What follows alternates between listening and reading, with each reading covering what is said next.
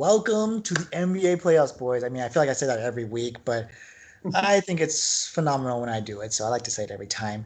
But into the semifinals of Right. the Western of each conference finals. Boom, got it, first try. Anyways, like Matt was alluding, Miami sent my boys and Kevin's boys, the Milwaukee Bucks, packing, not heat, not packing heat. All right, packing for home. All right, get out of the bubble. All right. Boo. Miami said, "We own Florida. We own all the viruses. This is ours. All right, this is our We own territory. all the viruses. Get out of here." Um, I believe when we last talked, the series didn't even start at that time, or it might have been Game One already. But um, in Game Four, second quarter, Giannis did sprain his ankle. Seemed pretty severe because when he walked out of the locker room, he was in a boot. We thought there might be some slim chances. When the team say questionable, that means he probably won't play, but 5% chance he comes out. Who knows at that point? But clearly, Giannis did not play Game Five, and we all saw how that went. Bucks lose 4-1 to the Giannis stoppers, the freak stoppers here. Um, I think I want to backtrack a little bit because I want to say after Game Three, Richard Jefferson on the Jump or whatever ESPN show that's probably also shit sometimes. Let's be real. We're better content. Follow us. Uh, Richard Jefferson called Giannis a Pippin and that he needs a Jordan. Kevin, you sent me this because I was at work and I was just like, "Excuse me, like I don't get that." And then I was like, "Okay, maybe this makes sense." What were your initial thoughts just when he said that? So I changed my mind on this actually. Initially, when I saw it, I was like, oh, okay. I could kind of see it. I got where he was coming from, but as I thought about it more, and I kind of like sat on it, I was like, wait, what the fuck? No, he's not at all. He's an MVP. Like Pippen was great. Pippen was a top tier guard or forward for sure, but he was not ever MVP status. And to say that Giannis needs someone better than him to step up and to be a team member with is absolutely bonkers. Bonkers. That's the only word I can use because it's so absurd. Absolutely ridiculous. Again, I thought at first I was like, okay, that kind of makes sense. No, that's wrong. I'm dumb for even considering that. Hey, I'm No, glad you admitted it. no, that's fair. And then I I also had similarity because it just didn't make sense. I think I knew what Richard Jefferson was going for, where maybe Giannis is not the focal point in terms of maybe offensive game. But I don't think Scottie Pippen is a. I think the only reason we said Scottie Pippen and Michael Jordan is because we had the Last Dance in our memory, because that's our only comparison during this lockdown, essentially. But I did like when the TNT squad compared him to Shaquille O'Neal, and maybe it's just bias, maybe because Shaq said it as well. But I think you need to understand that Giannis is like 6'11". Like this guy's tall, guy's literally a freak. Um, and realistically, they do play him more center and down in the post. I know he can dribble and everything, but his skill set is focused primarily getting into the paint. And I can see that why it's being a Shaq. Now, the question is he actually a Shaq and he's just looking for a Kobe, or are we just misconstruing this completely, Matt? I think we're misconstruing this completely, and the main reason is just because, like, when I look at Giannis, I see MVP. I don't see, I don't look at him as anybody's number two. I see him as the number one guy. I don't Mm, care how he plays on offense. Fact of the matter is, you lose Giannis yeah. from any kind of Bucks season, you're not going to have that good of a record as you normally would. There's no way that they would have this great of a record if they didn't have Giannis. Not to mention that I think I think the thing that concerns me the most, or not concerns, but the thing that gets me the most about that is more so that Mm. I don't really see Giannis as a Shaq, and I think that's just kind of hard to compare Giannis to Shaq, just because they literally made rules against Shaq because of how OP he was. No, And that's fair. I think the big thing is that while Giannis still has some growth, which is bonkers, you can stop him. You can stop Giannis, and we have seen that literally from this series. You can stop Giannis. He's not invincible. He is not Shaq. The NBA does not need to make a rule against Giannis. I think Giannis is his own player. I do not see comparing him to anybody, honestly. But as far as like big men, yeah, I would have to agree that a majority of Giannis's game is, in the post. It's in the post and it's under the hoop and whatnot. That's where he's going to be thriving the most.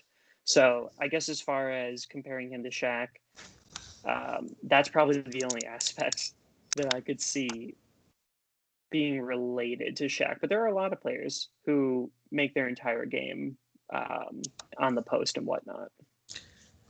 So I think I go along the lines of I think it actually is Shaq because in my eyes, Shaq could never win a title without another superstar. And we saw that. At least we saw that with Kobe for sure.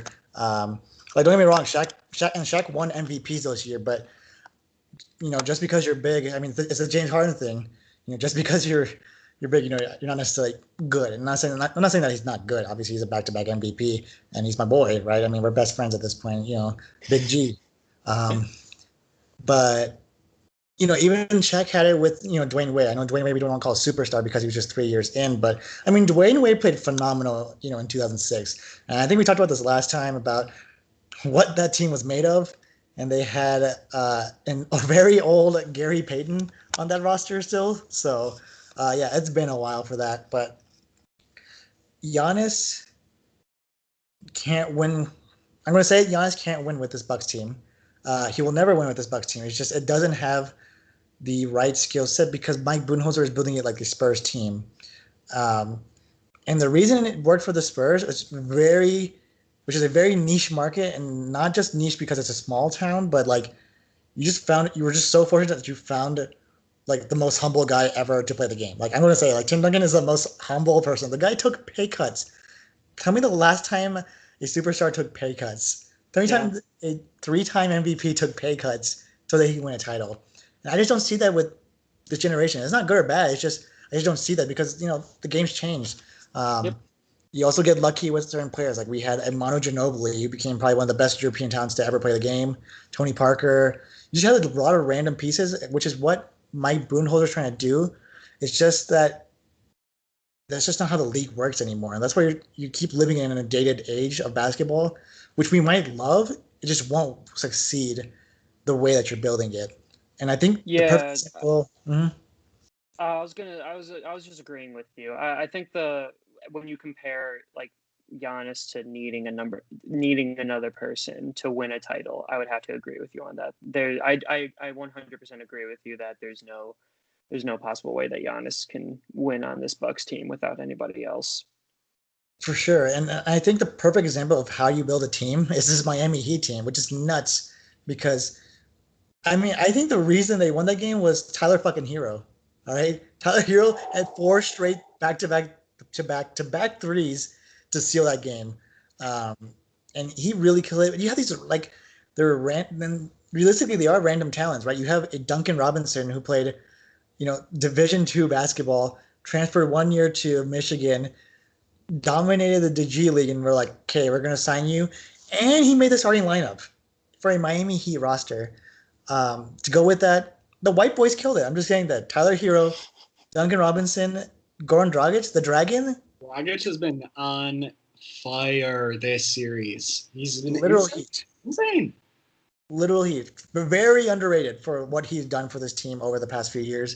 And you know what's crazy? Last game, Jimmy Butler took 6 shots. He took 6 shots, not made, took 6 shots. What? Which is nuts for how great of a team this was to defeat yes, they didn't have Giannis, but a number 1 Bucks team that's supposed to be, all fluid in terms of the game. But that's nuts. And then you have what they built basically in their basement. It's our Frankenstein, or not our Frankenstein, but Frankenstein's monster, the Miami Heat's monster, the freak killer. All right.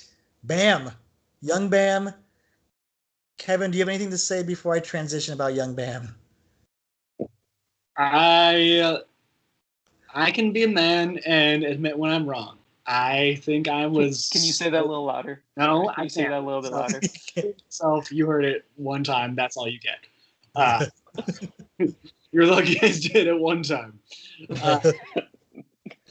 Yeah, I think we're seeing what we were questioning about with Bam earlier in the season. We're seeing him show up. We're seeing him show up at these clutch times when he needs to get a rebound. He needs to box out, to block someone. He needs to really, really push himself. And the drive we saw from him the entire series was insane. He wanted to get every single play done exactly how he wanted to do it. And he just fought for every little tiny possession. And I respect it. I think he's really proven himself this series, and I'm impressed. No, I definitely get the same feeling. I think it's the whole thing we had for Luka. I mean, obviously, I can't say Bam and Luka are on the same scale, but in terms of we have so much praise for them, but we haven't seen them done damage. And maybe it's my old school mind, but for me to get respected in this game, like you have to play some real playoff ball. And realistically, they still haven't played playoff ball because there's no fan. The intensity is not there yet. But we have seen the best quality basketball overall, I think, in my opinion, over the past 5-6 years. These games have been close, and there's been quality basketball played. Um, but let's transition to the sadness, or at least potential sadness. The clock is ticking for Giannis in the Bucks now, right? Giannis did make a statement saying he will not request a trade this offseason, but anyone can just say that after you lose a series, right? Everyone says, "Oh, we'll wait till the offseason," and it's not looking good, right? Because it now points to the GMs, it points to the front office to say, do we just keep running it back until Giannis figures it out? Because the team's just going to be there. It really depends on what Giannis kind of manipulates with this team, or because we all know Giannis is going to get the max extension because it's the greatest player in the NBA. Maybe not the greatest player, but he's the back-to-back MVP. You can't not offer him the max contract, probably like $250 million over 5 years. But let's say Giannis says no extension this offseason. Matt, to answer your question, do the Bucks make the trade? Yes, you have to make the trade now because he said no. All right, we've all played 2K. When the guy said he doesn't want to sign the extension, yes, I went from very serious to do not listen to my opinion at all. But To a meme. when you start simulating, because I know you guys are not playing all 82 games. All right, I know that because I don't do it either. But when you get to the contract extension and the guy says, I don't want to be here, you have that one day to dump him for, and in this case, like for actually good, for amazing talent. So along those lines, I don't think there's no reason to keep Giannis if he says he doesn't want to be here. I don't see that from Giannis, just for being like how his nature is. But when you win back-to-back MVPs, it can change a man. All right, it's been shown that money isn't everything, right? We saw Kawhi dump 120 million just so he can go to LA and pay those high taxes. So that's on him. But with that being said, who do we think are the potential suitors? Let's put it this way: Giannis stays. What makes this team better? Kevin, go. If Giannis well, they need a young guy. They need a young point guard to get on that team, to dish it out to Giannis and be fast and quick and an offensive threat to some extent. Someone like SGA or something like that. But they need to get him for dirt cheap if they have to re-sign Giannis. Like I don't know how you do that. I don't know who that would be that you could get that's actually good for $0 basically. No, that's fair. I think for me, and I think everyone knows about it, but I don't think you need the young people. I think Giannis doesn't need that now. We need some vets that know how to play basketball. And I think we saw a vet that may have played with SGA along the lines of Chris Paul. Chris Paul proved us all wrong. I see that face. I see that Trump smug. I see you. All right. But Chris Paul with this team would be phenomenal because I think they're missing is a actually good point guard that can actually play the game, like the lines you said, but that has the experience of being clutch in certain moments, which is what this Bucks team did not have, especially when Giannis is on the bench. But Chris Paul replacing Eric Bledsoe would be a huge step up, which is crazy to say because it's like, Eric Bledsoe is younger than Chris Paul, but talent-wise, I think Chris Paul has it. Like, he has everything you need. He's superstar talent, and that's what you need to surround this Bucks team. Matt, what do you think about a Chris Paul or an SGA? What do you think, going young or going vets? Just keep Giannis here. I'm interested I think so the main objective is to keep Giannis on the Bucks for as long as possible. And if you sign a veteran who gets you, I do agree with the Chris Paul. I do think that would significantly help them. My only thing with that is, one, money.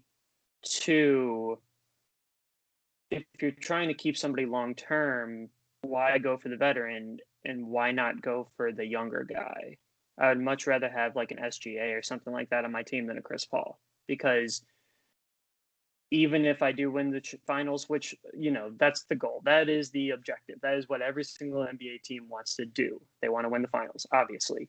But I'm interested to see where Giannis's motives are, because if he's like dead serious about staying with the Bucks, like, what's his end game? Like, does he just want to make that team better? Does he want to make that team like a championship team? Or does he just like not have the right offer yet? Like, are the pieces not there yet for him to move on? Like, I have no doubt in my mind that he's kind of like Steph Curry in the sense of loyalty, because he's proven that time and time again. But I'm interested to see what happens, because I think Giannis might have an idea of who they can get. At least I would hope that that's what his plan is. I hope that he's not just staying on the Bucks just to stay on the Bucks. But if it were up to me, I'd rather have a younger guy. Maybe, and it doesn't even need to be like a rookie or even a sophomore. It can be like somebody who's been playing for like 3-4 years. It doesn't have to necessarily be like somebody who's younger than 25 years old. It can be somebody in that middle range too. And those are good points. For me, if I'm Giannis or if I'm upper management, you have to win now, like, because you get so close and then you just choke on something horribly. I just don't see SGA having that role yet. I want him to prove me wrong. Don't get me wrong. I like me SGA. I don't know if he is the guy. As long as Giannis is okay with, being a part of a 3-year, 4-year build to rebuild, with actual talent, I guess you can say. But well, that's what I'm wondering. That's why I'm wondering what Giannis's motives are. Because if his motives are extremely long term and whatnot, then that kind of changes the perspective. Whereas if his motives are just to say no, fuck you, I'm staying on the Bucks, stop asking me, then it's just like, okay, so there is a time limit, there is a time frame for him to leave. But like, he's never pointed in that direction. That's why I'm like, what is he doing? Mm-hmm. No, exactly. Let's flip the switch here.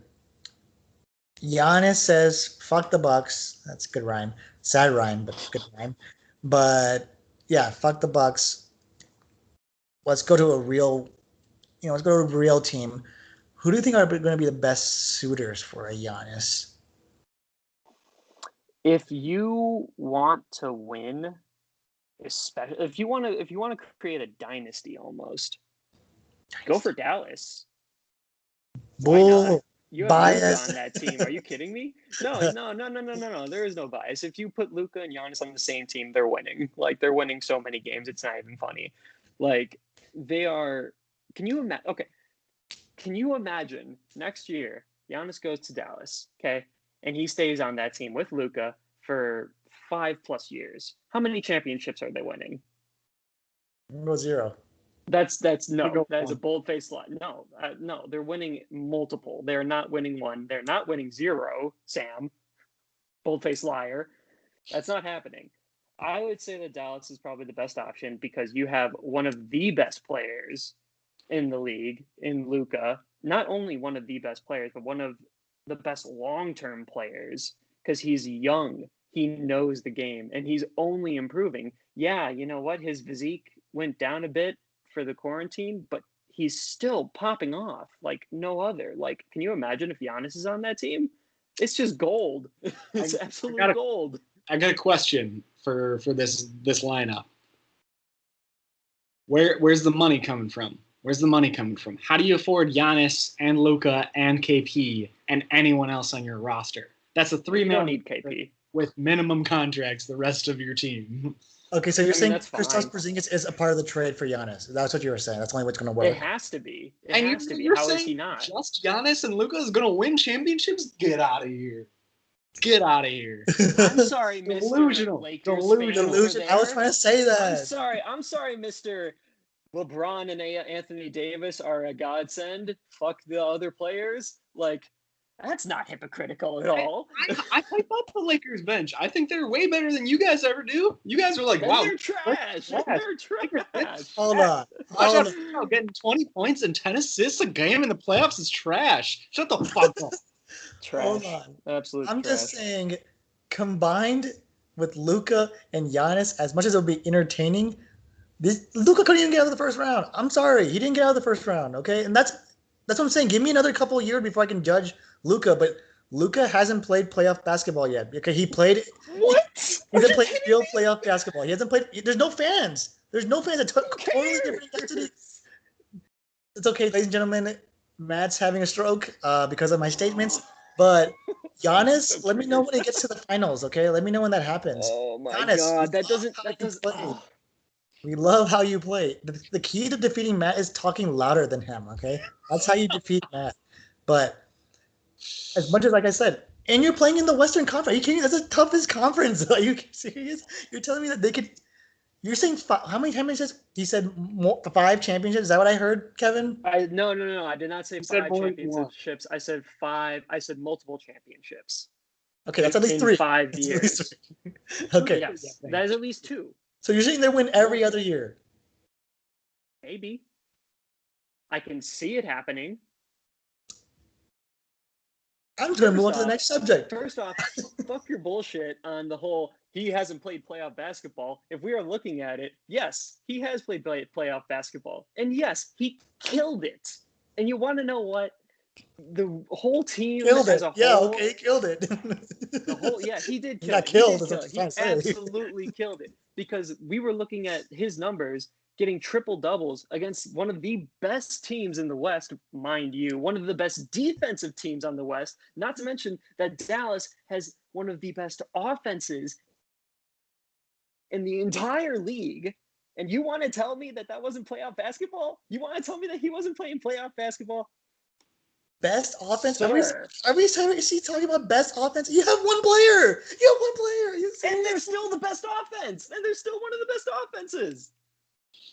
I'm moving on. This is ridiculous. That's literally a stats. Can we get that foil like wizard hat for Matt over here? Can we get editor? I don't know who the editor is of this, but editor, can we just Photoshop that into our next one? Matt's gone. All right. Just kill me now. He's out like a light right now. But do not get me wrong. It's a whole different discussion. Luka Doncic is probably going to be one of the greatest players to ever play this game. All right. I just need another sample size. That's all I'm saying. I need a sample size in what I would call normal conditions. Look, and we'll talk about it later. Do the Toronto Raptors win that game if Kyle Lowry did not have 20 feet of space to throw it over Taco Fall? Probably not, right? Like, let's be real. I'm just saying, like, there is the corner threes will be difficult. Everyone's shooting corner threes because there's no fans there to just give them space at that side. I'm not saying that's the criteria for judging Luka. I'm just saying they need one more piece to that, and I just don't think you could be completely right. And I hope you're right. I mean, I don't hope you're right. I hope Giannis stays in Milwaukee. I don't want my division to get stronger and my Spurs become the worst team in the NBA, but that's probably going to happen anyways. But so you think Dallas would be a good fit for them, Kevin? Who do you think would be a solid fit for Giannis? I don't know. I think again, I keep coming back to money. I think money's going to be the biggest issue. I think any player with big superstars right now aren't going to be able to afford him and aren't going to want to pay max contract for him right now. So I think you're going to end up getting offers from teams that he doesn't want to go to, like teams like the Knicks, teams like Charlotte or something like that, like that need help desperately and have the money to pay some big people. But I don't think he's ever going to want any of those offers. Well, and I wouldn't either.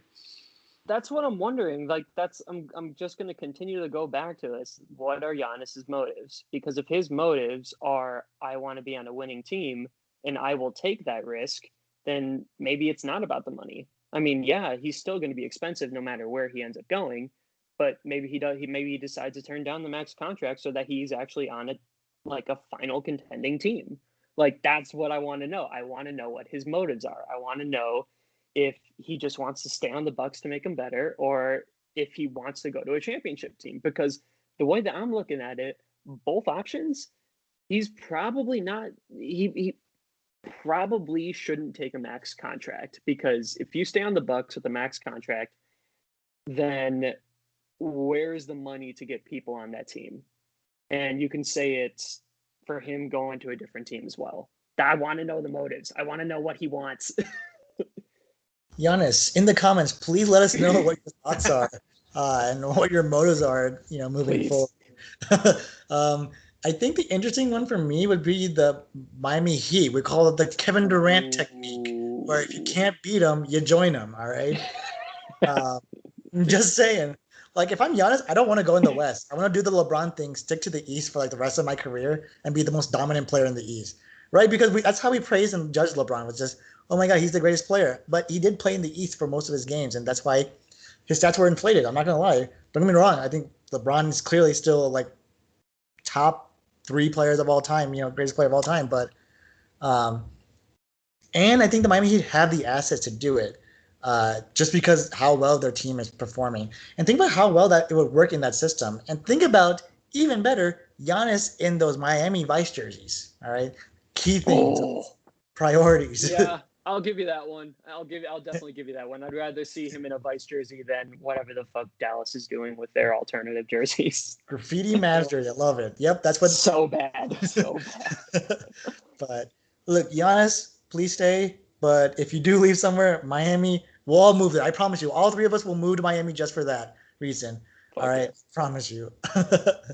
But let's move on to the other series because they're still fighting. Do we think the Clippers are going to be eating the Nuggets this series? These are some chicken nuggets I'm seeing, all right? They do lead 2-1 right now. They are playing tonight. What adjustments do you think the Nuggets have to make in order to stop this terrifying Terminator? And does Paul George have a nickname? I don't think he has a big name. PG-13. We'll call him PG-13.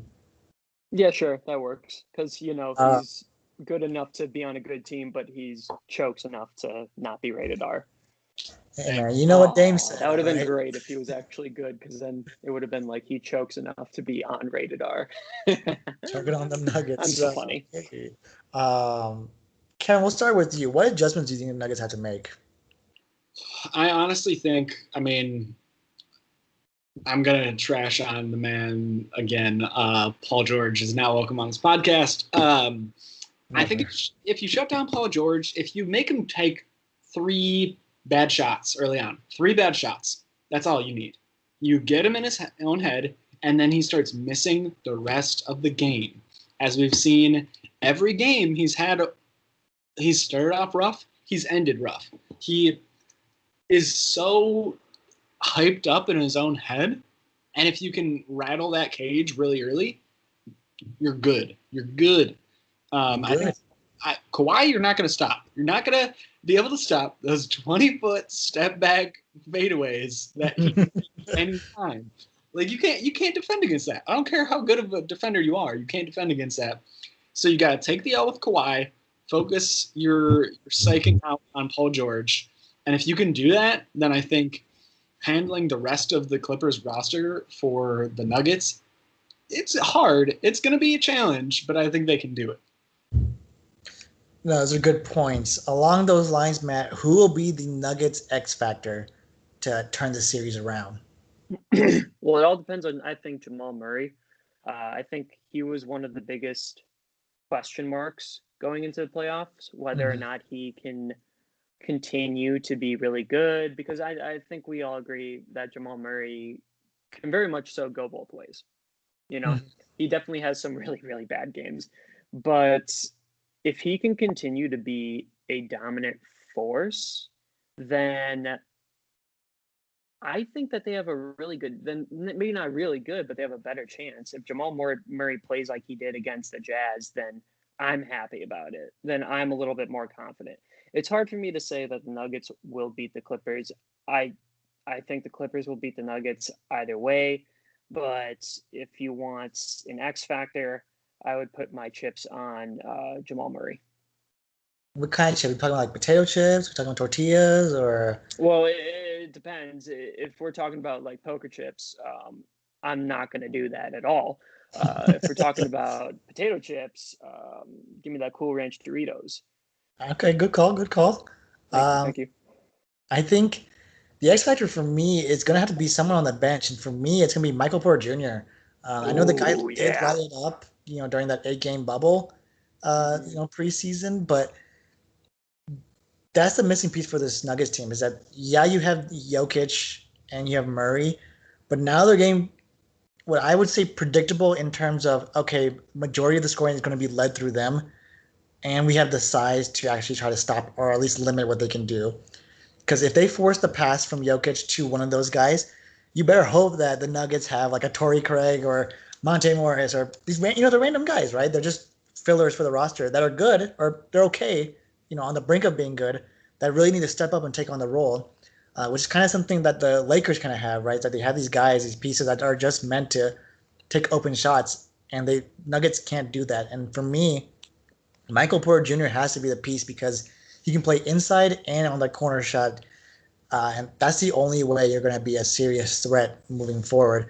My cousin's been bashing on me because I never talk about the Nuggets, and there's for good reason now. All right, they're just not ready. They're not ready. All right, stick to your what did they serve at McDonald's back in the day? That Mulan Szechuan sauce. Szechuan sauce, Stick to yeah. your Szechuan sauce, okay? All right, I'm sorry, but stick to your Happy Meal and Szechuan sauce. Stick to the '90s basketball. We love it, but it's not welcome nowadays. Damn. Moving forward, let's talk about the main topic. Giannis, we love you. Stay in Milwaukee, but we don't care about you. You're out of here. Fine Wine and Dine is back, as we may have saw yesterday, boys.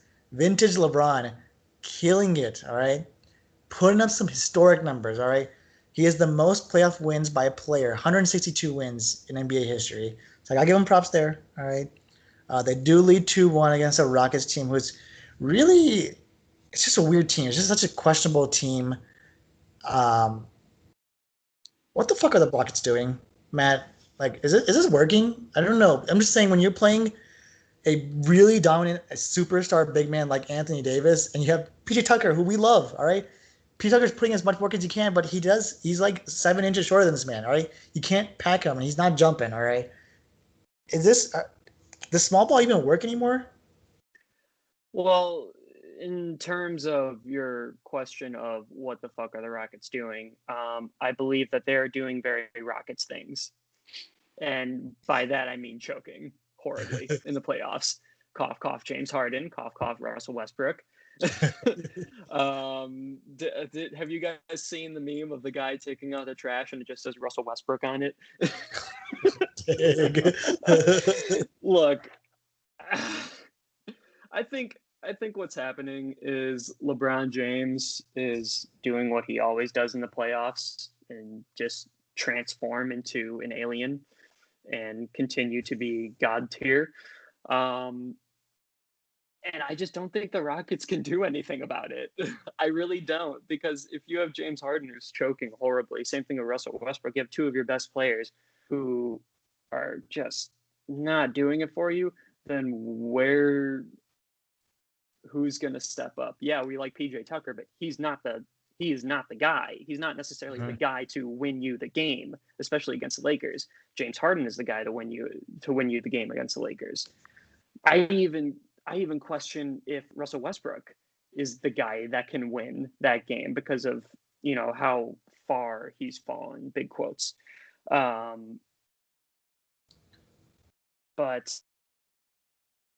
I just that they can pull out this win. And if they do, I'll eat my words, but LeBron's going to stomp all over them, man. No, for sure. And as the resident Laker fan here, the big KOB, are we now officially on the Lake Show train again? I don't know what you're talking about. I never got off the Lake Show hype train. I was on this the whole time, riding it the whole way. Let's go. But I feel bad, actually, for the Rockets a little bit. I think this is the worst matchup they possibly could have had in the playoffs, is against the Lakers. I think against LeBron and AD, small ball doesn't work. Against a lot of other teams, a lot of other good teams, small ball would work. I think Rockets against the Clippers, Rockets at least push a game 6, if not a game 7, with the chance of winning. I think Rockets against the Lakers, that's a 5-game series. Yeah, that's true. Look, if LeBron's putting up these kind of numbers and Anthony Davis is rocking with it, I think these guys are able to do what LeBron did with the Cavs, right? You just get a mash of just random pieces that somehow work. And we saw Rajon Rondo came back to life. Resident Celtics fan here, your boy, the Raging Cajun Rondo stepped up. All right. Well, he dropped like 8 3-pointers or something. Or no, it was 8 for 11 or something. He put some like mad numbers. It was like OG Rondo. Wild. But it was just fun to watch. And I think this is why one might be one of the best playoffs we've ever seen. And I hope it continues. Just in terms of like dropping 40 points is like a norm. Like that's just normal. Like that's cool. We all know about so that. Great. Like defense out the window. When the Rockets are the number one defense in the bubble, we're not playing. We're not playing defense at this point. But look, Lakers. At least gonna be battle of LA in the conference finals, and I think that's what everyone wants realistically. I think both finals will be just like the best talent possible. And as a recent update, the Raptors did beat the Celtics by 3, double overtime, tied 3-3. Let's just jump into this right now. I wrote Raptors extinction, but I think the Raptors and these other dinosaur game, they just threw that meteor out of here, all right? It's a series officially now. I mean, it was a series before. Spicy P has been the most lackluster player for what we've seen him grow into, at least over this past year. The guy's a poblano pepper this series, all right?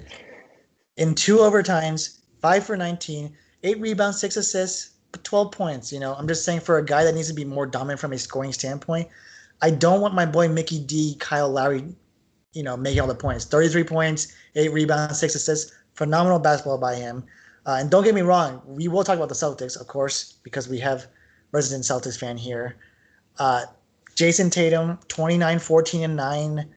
Think about Tice. Daniel Tice, 18, 7, and 2. Okay, 18 points. That's nuts. He was 9 for 11.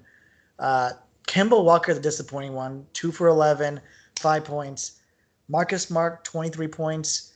Jaylen Brown, putting up Kobe stats, 11 for 30, I'd just like to say. 4 for 13 from the 3, 31 points, 16 rebounds. All right. But they did fall short, 125, 122.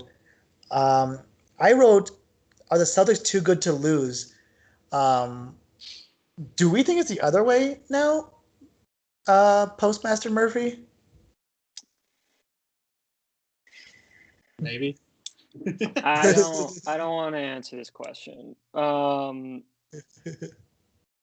So the biggest thing is obviously, in my opinion, that Kemba did not play that well. And I think if Kemba plays well, this is a different outcome. Now, we also look at the bench. Okay, 6 points from Williams, 4 points from Williams III, and 6 points from Wanamaker. The bench has to step it up. That's absolute garbage. Because when you have players on the Raptors like Powell, who gets 23 points off the bench, there's going to be issues. There's going to be problems. Celtics just need to take a step back and do what they've been doing this entire series. But I'm glad that this is actually a series now, because I was starting to feel a little bit bad about the Raptors getting shit on horribly, because I was just like, oh no, not Nick Nurse. But oh my god, dude, I'm looking at the minutes right now that these players have played. It's fucking nuts. It's a lot of time. Oh my gosh, I would die. But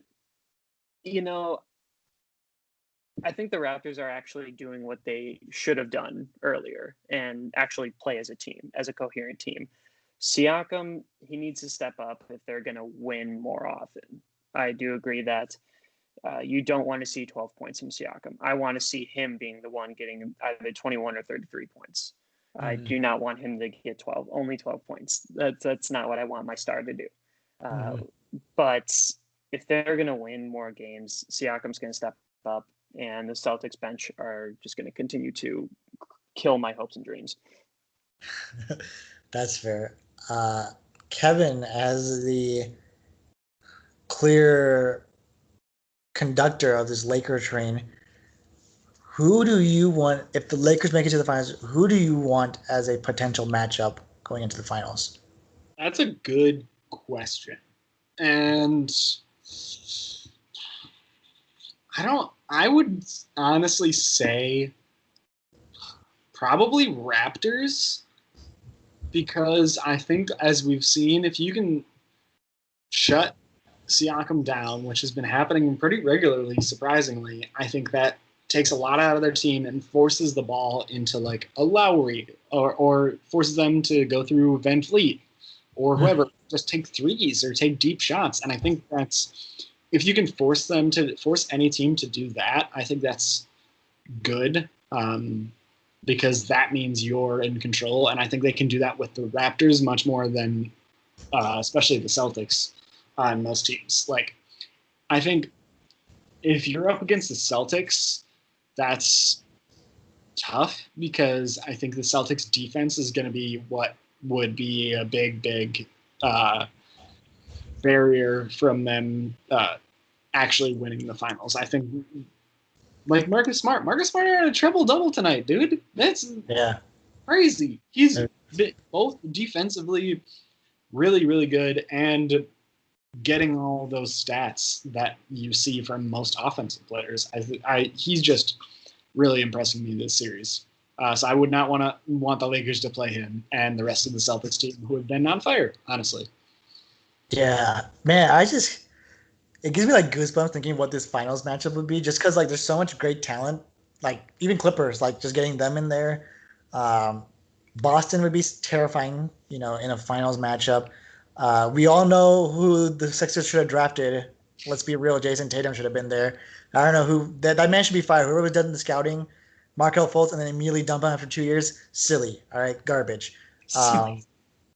But put that on a t-shirt, all right? Yeah, I said it. But even the Miami Heat, imagine if Dwayne Wade was there, just for like the like nostalgia of like LeBron versus like D Wade again. I know maybe D Wade wouldn't be as like phenomenal or anything, but like just for that nostalgia. Or now you can have the Boston Laker reunion, when Kobe and Paul Pierce were battling it. This is just fun. I'm so excited. Like I've goosebumps. I'm telling you, boys, goosebumps. It's gonna be good. Very good. With that, back to you, Matt. Thank you guys so much for listening to the show. We adore you as always. You are literally the best listeners. I would go as far as saying the smartest listeners in the entire world for listening. All right, to you trying to be sexy over here, Matt? Yeah, definitely. We've been getting some really good ratings so far, so we really appreciate that. We appreciate all the listens and all the views that you guys give us.